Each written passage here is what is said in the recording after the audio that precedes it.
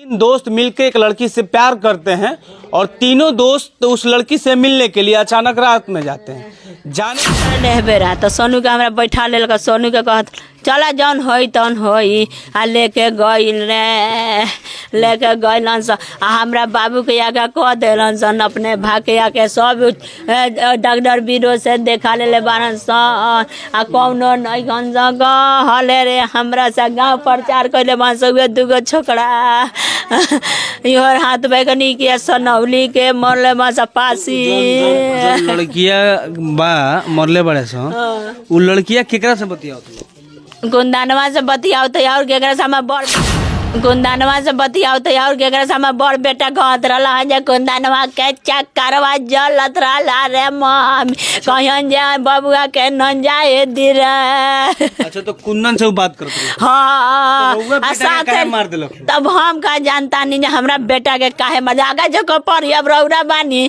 हते नमने बाटे तब जे अब आगा आदमी गई तब पीछे से रौरा ना भागे मुंह मार के लगन के ओकरा छोड़ाए न अगर रौरा एक हाथ से दूला हाथ देम न रौरा फर्ज लेगा न छोड़ के भाग जाएंगे घर जीवनों का जनावे का चाहिए न। छपरा जिला का ये मसरक थाना अंतर्गत आने वाला ये जो गांव है, जिस गांव का नाम है धरी गोपाल में एक मामला सामने आया है जिसमें तीन दोस्त मिलकर एक लड़की से प्यार करते हैं और तीनों दोस्त उस लड़की से मिलने के लिए अचानक रात में जाते हैं। जाने के बाद इनके जो लड़के हैं उनको वहां के लोगों ने पकड़ लेते हैं और पकड़ने के बाद इतनी बुरी तरीके से पिटाई करते हैं कि उनकी मौत हो जाती है। और सबसे बड़ा बात यह है कि वो जो लड़की है वो तीनों लड़कों से बात करती थी, जैसे यहाँ के कुछ लोग बता रहे थे। अब ये सुनना है कि वो जो लड़की है वो शायद कुंदन से बात करती थी और ये इनके साथ गए थे, मतलब उनसे मिलने के लिए। रात को बारात आया था और बात करने के बाद ये लोग मतलब 3 बजे उनको मार के कहाँ फेंक दिए थे चाची? सनौली पुल पर लिया के फेंक दे, गोड़ा ना पुलवा पुल पे मार के फेंक दिया था। पुल पे मार के फेंक दिया लो। तब वो अचानक फ़ोन किए, फ़ोन करने के बाद इनको अपने मम्मी को बोले कि हमें मारा है लो, और पूरे डॉक्टर के बाद दिखाया गया। अब सबसे बड़ा बात यह है कि वो तीनों दोस्त जो थे, जिसमें से एक दोस्त की तो जान चली गई, लेकिन 2 दोस्त अभी नहीं मिल रहे हैं, फरार चल रहे हैं। ना ही इनका हाल चाल जानने आए हैं और वो जो लड़की है उसका भी कोई पता नहीं है। बाबू का हमरा अब हम तो खाए गइलन अइलन घरे मम्मी हो खाए जतनी हाँ खाए जाता नहीं तो हम कहनी जा खा के आई है। दलान तो सुधा चाबी ले रहलन, चाबी ले रहलन तो अभी अलन सन तो हम का जानता हम जान बबुआ जा नाच देखत हुई हन आ खा।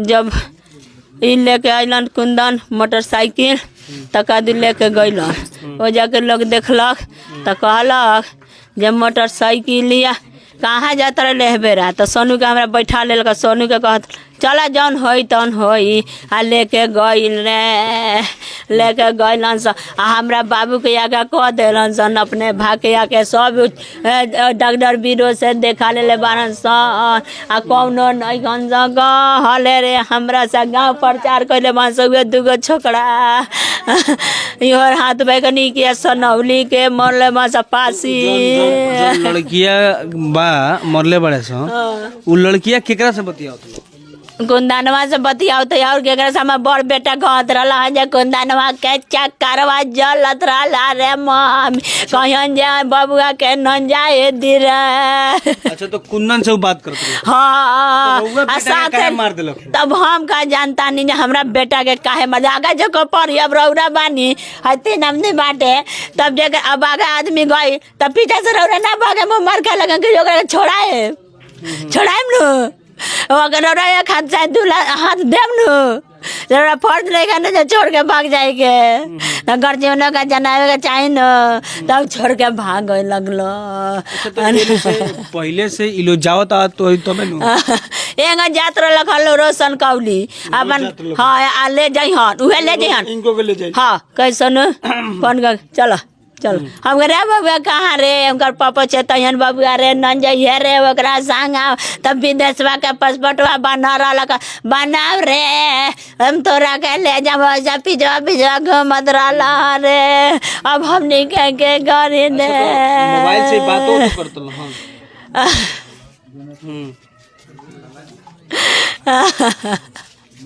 ना सनकौली के होई सनौली के।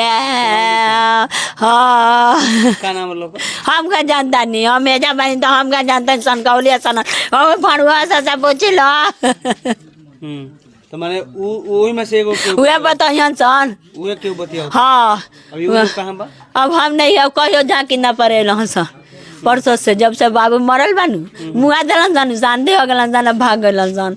कौन न कंसा वजह कैसन बारू कौना हाल में बारू तार बाबुआ जाना नाहर ले गोरना नाहर अब बाबू छटपटा के एगो जात रहल लोग रे हलवाई तक कहलन जे भाई हो तनी फंडा बांधा के घरवा गद हो। बेटे कहले फोन हाँ बाकी छिपा लेलन ना कहलन जब मम्मी बोले लगी हने।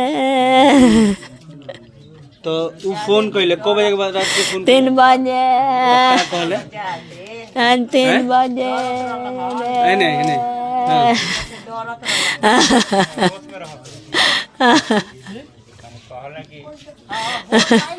तो हो जाए तो कहलन अरे बाइक के झगमा में कह लग रहा कहल वो अपन उपाय नहीं कौन से थैलो के मरवा दिले बनन सर आया गइल बनन सर। हम करा के यहाँ का लोग ना कहेला ए फलना चल आगा तो हम पीछे से आवत नहीं तो हम दे देखला सब बुलानता आगा कह दिलन सन अरे अपने पीछे कुछ दवाई बीरो सब करावला सन डॉक्टर ले गलन सन के दवाई बीरो करेला उहे करावलन सन बोला के डॉक्टर से कहता से मसल कन्या उपेश कहाँ फुटल कह ना का भइल बा आ तो तनी से चोट लगबा कुछ नहीं के भाई रे कुछ नहीं के भाई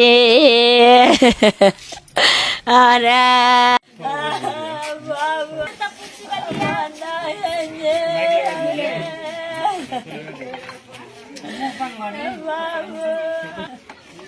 बने बने बने बने